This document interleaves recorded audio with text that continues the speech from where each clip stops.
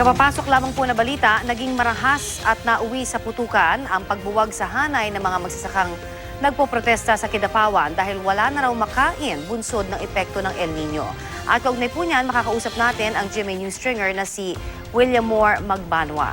William Moore, pakikwento nga naman sa amin ang buong pangyayari.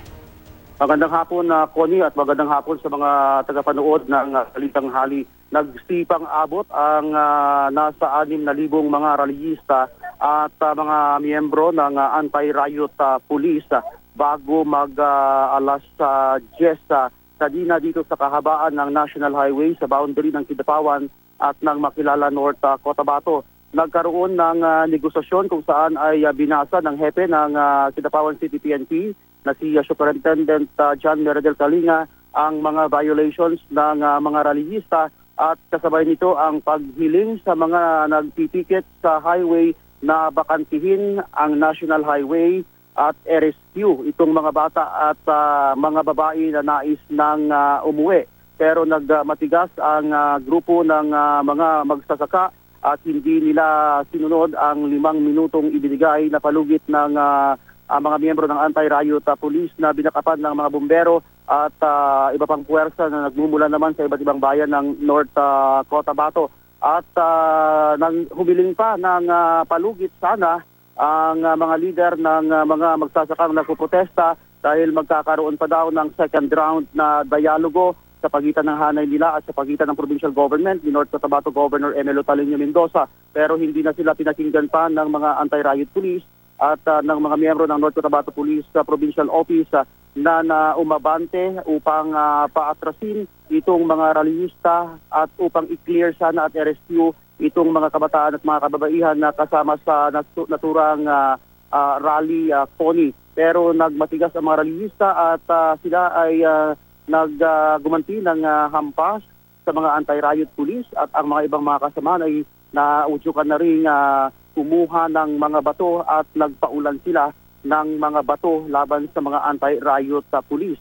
Pero ang nangyari ay na-overrun or medyo kulang sa puwersa ang mga miyembro ng PNP kaya sila ay napaatras pabalik sa kanilang kinalalagyan. Ngunit naiwan ang isa nilang kasamang anti-riot police na pinagtulungang hampasin ng mga magsasaka at kung baga ay masasabi nating nawalan na ito ng malay. Pero sa halip na pakawalan ito ay pinaghahampas hanggang sa mawalan nga ng malay at doon na Connie nag-open fire ang mga miyembro ng anti-riot police. Pero sa habang may warning shots pala ang unang ginawa ng PNP pero hindi nasilig itong mga rallyista at tuloy-tuloy sila sa pagpapaulan ng mga bato hanggang sa masira nga nila ang isang bombero na kanilang binato, Connie. At nang makita naman ng mga miyembro ng anti-riot police na medyo nasa panganib na ang buhay ng kanilang isang kasama na naiwan dahil sa kanilang pag-atras ay doon na sila nag-warning shots. Pero tuloy-tuloy pa rin ang pagpupul sa kanila ng bato at nauwi na nga ito sa pagpamamaril. Sa kasalukuyan, tayong nakita kaninang isang rallyista na critical ang kalagayan matapos tamaan ito ng bala sa bandang liig.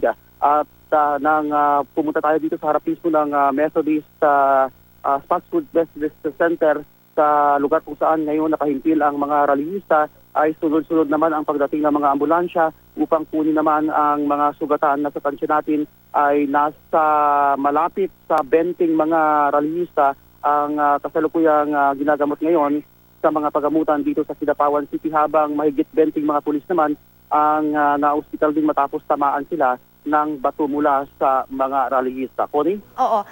Linawin lang natin, meron bang namatay dito sa insidenteng ito o may ilang mga sugatan ba ang pinag-uusapan natin sa hanay ng rallyista at ganun din sa pulisya?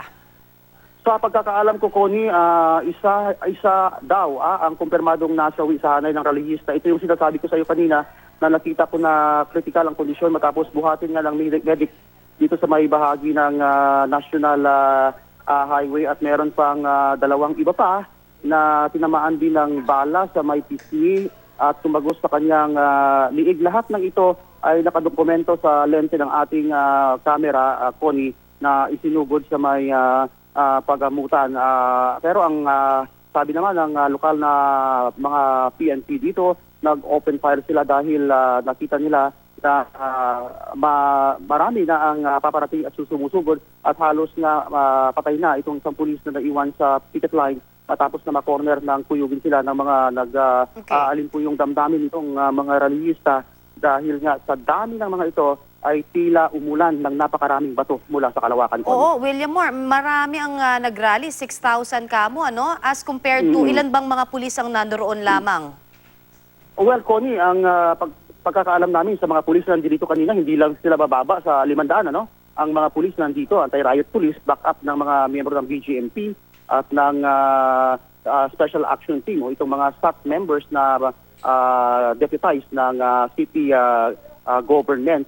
Bagaman at may dumating na mga miyembro ng staff team, pero kulang din naman ang kanilang numero para ipantapat naman dito sa libu-libong mga rallyista na sumugod sa kanila, Connie. Kamusta na yung pulis na pinagtulungan, William Moore? Actually, nasa critical na kondisyon ngayon ng kanyang kalagayan. Pulis ito na nagmula sa bayan ng Mlang, may apelyado itong Untalan. Ginagamot siya sa ospital matapos siyang pagpapaluin, pagpupukin ng mga kahoy at batuhin ng mga rallyista matapos siyang maiwan sa picket line kanina nung umatras nga ang kanyang mga kasamahan. May ibang mga pulis din ang ginagamot at nasa ospital ngayon dahil tinamaan ng bato sa ulo at paging sa ibang parte ng kanilang katawan dahil sa incidenting ito. Sa ngayon tuloy-tuloy pa rin ang pag-rescue naman ng mga ambulance dahil ang pagkakaalam natin, meron pang ibang sugatan ang nasa loob ng compound ng fast food Methodist Center pero natatakot sila ang lumakas dahil ang pangamba nila ay baka sila hulihin ng mga miyembro ng PNP. Pero nung kasagsagan ng dispersal ay may mga militante na at may mga magsasaka ng nakuha o dinampot ang mga miyembro ng PNP at ikakaalam natin ay dinala na ito sa may himpilan ng pulisya, Connie. William Moore, sa mga oras na ito, masasabi ba natin na humupa na totally yung tensyon dyan sa lugar na yan o maaari bang anytime sumiklab pa rin to dahil sabi mo nga marami pa rin ang mga narariyang rallyista at gayon din nag-reinforce naman ang hanay ng mga pulis? Ay hindi natin masabi, Connie, kung ano ang mangyayari sa mga susunod na mga oras kaya't nga't nananatili dito sa harapan sa bahagi ng Spotswood Methodist Center itong mga anti-riot police at ang iba pang mga miyembro naman na PNP na nag-augment upang tsakin na magiging maayos ang kalagayan o ang sitwasyon ito. Sa ngayon, mataas pa ba yung tensyon, William Moore? Sa ngayon, hindi na, Connie, dahil nasa malayong bahagi na, nasa loobang bahagi na ng compound ng Methodist Center ang mga rallyista at iniistima nila ang kanilang mga kasamahang sugatan sa incidenting ito habang mga pulis naman ay nagsasagawa ng pagbabantay dito sa labas at may mga heavy equipment na tayong nakikita dito na nagki-clearing na sa daan at anumang oras mula ngayon ay posible nang madaan o buksan itong National Highway para naman sa mga motorista na may biyaheng Cotabato, Davao at vice versa. Maraming salamat at ingat rin kayo dyan at sana nga matapos ito ng mapayapa para sa kapakanan ng lahat. Maraming salamat muli sa iyo.